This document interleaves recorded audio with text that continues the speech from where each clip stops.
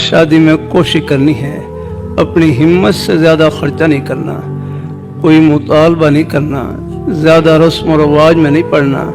جب بیٹی مل گئی سب کچھ مل گیا۔ کسی کی بیٹی کی ہم قدر کریں گے، ہمارے گھروں میں ہی بیٹیاں موجود، اللہ ان کو برکتوں سے بھر دیں گے۔ بلکہ رمضان میں قرآن پاک کا ترجمہ تفسیر ہو رہا، یہ آیتیں پڑھ رہے، فیہا سور مرفوع، جنت میں کرسیاں لگی ہوئی۔ میں پورے مجمع سے پوچھتا ہوں، میرے اکابی حضرات تشریف فرما ہیں، یہ کہاں پر بیٹھے ہیں؟ یہ آپ کو یقین کیسے حاصل ہوا؟ آپ یہ کرسیوں میں بیٹھے ہیں، یقین کیسے حاصل ہوا؟ اپنی آنکھوں سے دیکھ رہے ہیں، اور آنکھیں کس نے عطا کی ہیں؟ ایک بھائی بڑا پیارا جملہ کہنے لگے کہ تمہیں آنکھوں پر یقین ہے، جس پیاری ذات نے آنکھیں عطا کی ہیں ان کے فرمان پر تو اپنی آنکھوں سے بڑھ کر یقین ہو۔ آخرت کی سب باتیں برحق اور سچ، ایک ذرے کا شک نہیں۔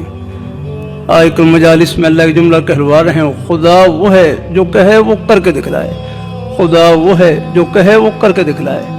قرآن پاک کلام اللہ ہے، اللہ تعالیٰ کی ذات سے نکلی ہوئی کلام ہے۔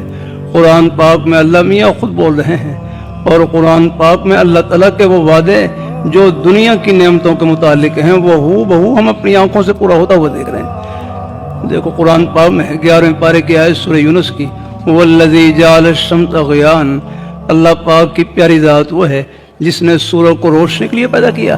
آج آپ دیکھ لیں، باہر نکلیں لاہور شہر پر، اللہ تعالیٰ کا یہ فرمان ہم اپنے سروں پر پورا ہوتا ہوا دیکھ رہے ہیں، اور سورج چمکتا ہوا دیکھ رہے ہیں۔ وَالْقَمَرَ نُورًا، چاند کو روشنی کے لیے پیدا کیا۔ وَأَنزَلَ مِنَ السَّمَاءِ مَاءً، اللہ پاک کی پیاری ذات وہ ہے جس نے آسمان سے پانی نازل کیا۔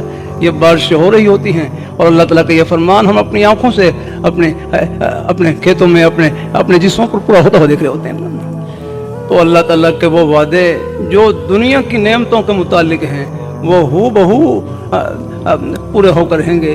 اسی طرح موت کے بعد جو جنت کی ٹھنڈی ہواؤں کے وعدے ہیں وہ بھی ہو بہو پورے ہو کر رہیں گے۔ اگر جیسی کرنی ویسی بھرنی، نہ مانے تو مر کے دیکھ، جیسی کرنی ویسی مرنی، نہ مانے تو کر کے دیکھ، جنت بھی ہے دوزخ بھی ہے، نہ مانے تو مر کے دیکھ۔ موت کے بعد یہ حقیقت کھل جائے گی۔ آخرت کی سب باتیں برحق ہیں۔